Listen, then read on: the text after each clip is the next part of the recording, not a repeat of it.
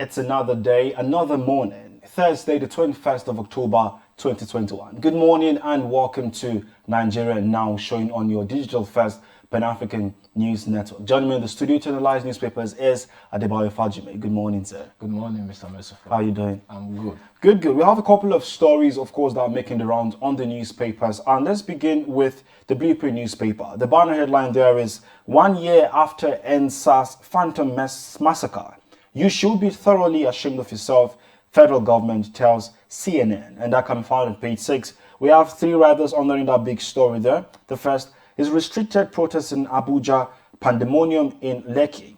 We fired tear gas at hoodlums who hijacked the protest, and that's coming from police. CSOs hold commemorative stakeholders summit in Osun State. On the top of the Blueprint newspaper right there is talking about politics, national convention. PDP rakes in 63.2 million naira from 33 aspirants. And the writer there says committee screens Ayu, Arapaja, others. That can be found on page 6. And then we're saying bandits abduct 30 passengers in Niger. And that can be found on page 5 of the Blueprint newspaper. Underneath the picture there of the day, we see Kaduna insecurity, 888 killed, 2,553 kidnapped in 6 months, and that's a report. And then we see 12,860 animals rustled in 8 months, 10 persons raped. And that gory story right there can be found on page 14. And then we see a business story right there, federal government, World Bank, to raise $30 million for COVID-19 vaccine plant. That can be found on page 7. Then Nigeria, Turkey sign agreement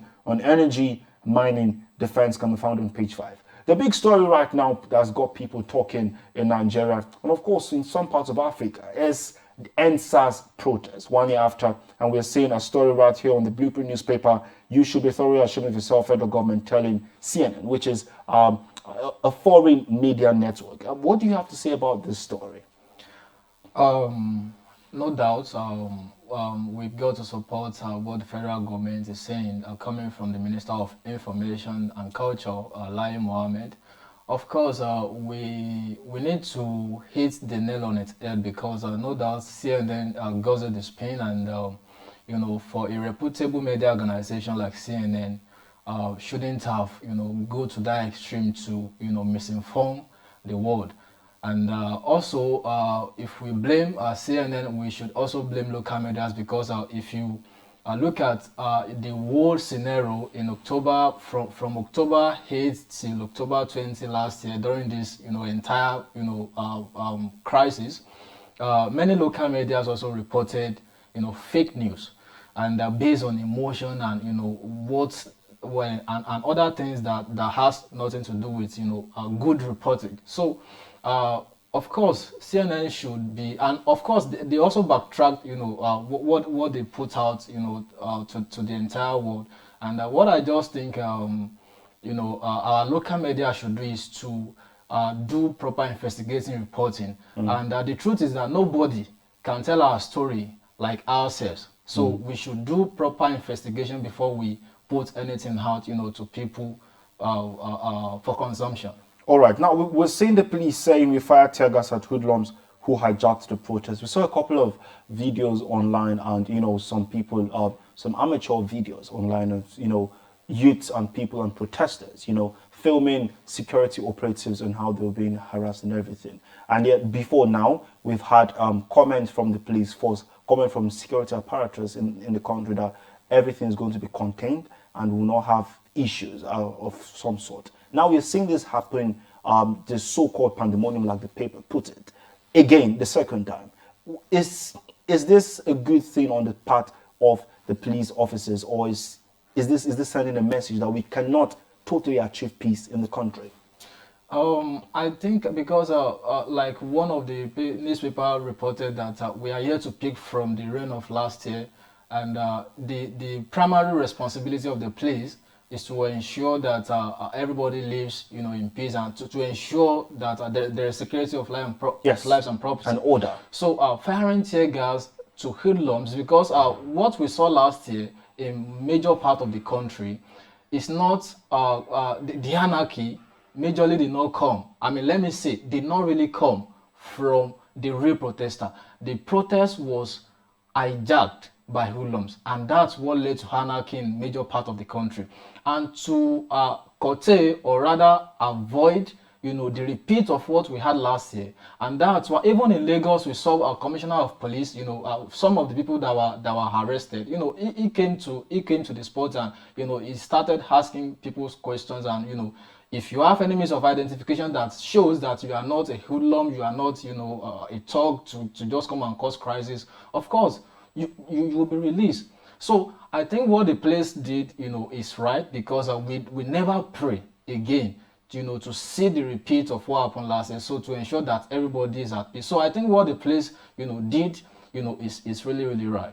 When you say what the police did is right, is it in terms of how they manage this situation? Because we have there's a video footage, circulating online of even a news reporter being harassed allegedly by the policeman, and we had the Commissioner of Police of Lagos State coming out to also tender an apology of some sort, that it's not in their duties, not even their responsibility to go out of the police instructions. So how do we manage or call this thing right or wrong?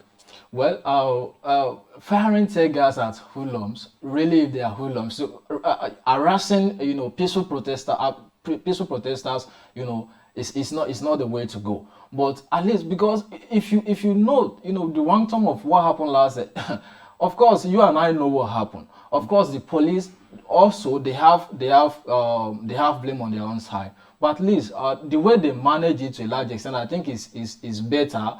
To a large extent, given the